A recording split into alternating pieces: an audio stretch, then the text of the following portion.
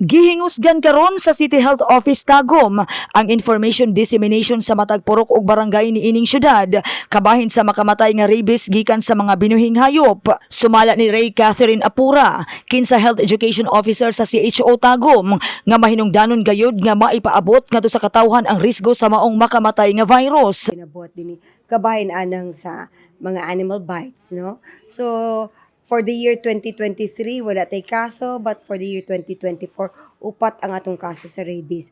Makamatay yun siya. So, usig ibuhat nato din sa syudad sa Tagum. Ginapakusgan yun nato ang atong information dissemination. Dapat makabalo ang mga Tagumenyos nga aduna gyoy preventive measures, no? Pugnan yun nato ni nga why mamatay nga rabies pinaagi sa pagpahibalo sa tamang impormasyon. Matod sa DOH-11, gikabalak-an nila ang nagkataas sa ihap sa kaso sa namatay sa rabies sa Davao Region. Gumikan ni ini, gilayon silang nagbuhat og preventive measures aron mapakgang ang padayong pagsaka ni ini. Samtang diriya sa atong dakbayan, naningkamot usab ang CHO Tagum nga makontrolar ang mga kaso sa napaakan sa mga mananap. They all kasi mostly gikan dyan sa mga domesticated animals, dogs, no? Dili na yung mga naglatagaw. So, ibig sabihin nga, basig kaning imong iro, it's not all the time nga naalang dyan siya sa balay. Basig sa adlaw, mugawas, lakaw-lakaw na siya, and then pag uli sa gabi, naana di sa imuha. So, dili ka kasulti nga, natutukan dyan ni mong taro ang imong iro. Basig ang imong iro, napaakan, yun na, no? So, there are nga pamaagi nga kanang dapat ang pet owners should all be responsible.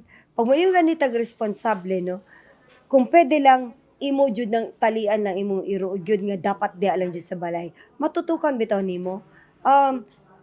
Naputay ka ng napansin pod nato, no, in some other countries, mga well-developed countries nga insured jud ang ilang mga iro, na jud ni papeles.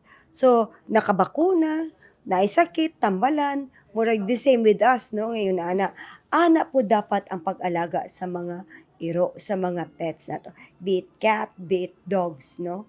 So, isip as responsible pet owners, kinahanglan bakunahan po yun na ang imong iro. So, we would like to inform everyone nga ang atong City Veterinary Office, they conduct free vaccination. Dugang paniini, pinaagi usab sa kooperasyon sa mga pet owners, mamahimong makunhuran ang padayong pag-usbaw sa kaso sa rabies.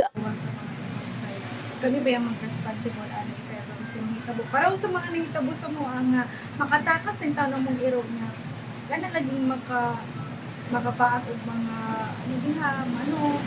para sa nahitabo sa mo.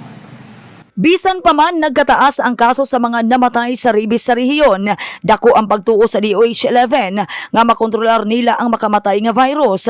Apan giangko nila nga kulang paghapon kini aron matubag ang pagtaas sa gidaghanon sa mga napaakan og hayop nga niabot sa 120,000 kaniadtong 2024. Samtang gigahinan na usab karong tuiga ang rehiyon og saa nga nagkantidad og 1 million pesos nga mokabat usab sa 1,500 ka vials. Mga kabrigada, aron makalikay kita sa mga nag-aliro nga mga balatian, yan ni Kuyanap na sa itong palibot karon. Kinahanglan mga kabrigada nga ampingan nato kanunay ang atong panglawas, ingon man kanunay kitang magbinantayon sa mga mudasmag nga mga balatian.